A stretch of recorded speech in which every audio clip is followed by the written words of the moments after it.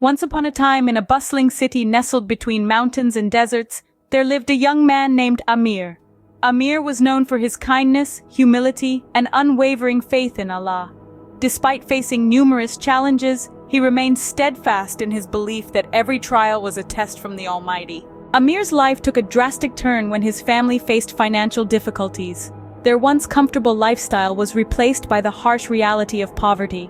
Instead of succumbing to despair, Amir turned to his faith for strength. He spent his days in prayer, seeking guidance and solace in the words of the Quran. One day, as Amir was walking through the crowded market, he noticed an elderly beggar sitting alone, with a weathered face and tired eyes. While others hurried past, Amir approached the old man and greeted him warmly. He shared whatever little he had, a humble meal and a few coins. The beggar, touched by Amir's generosity, revealed himself to be a wise sage in disguise. The sage, impressed by Amir's unwavering faith and kindness, bestowed upon him a small, ancient-looking key.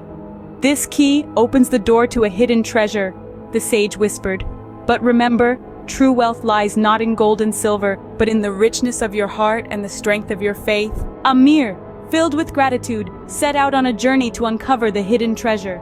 Guided by the sage's words, he found himself in the heart of the desert, facing the scorching sun and endless dunes. Yet Amir pressed on, trusting that Allah would guide him.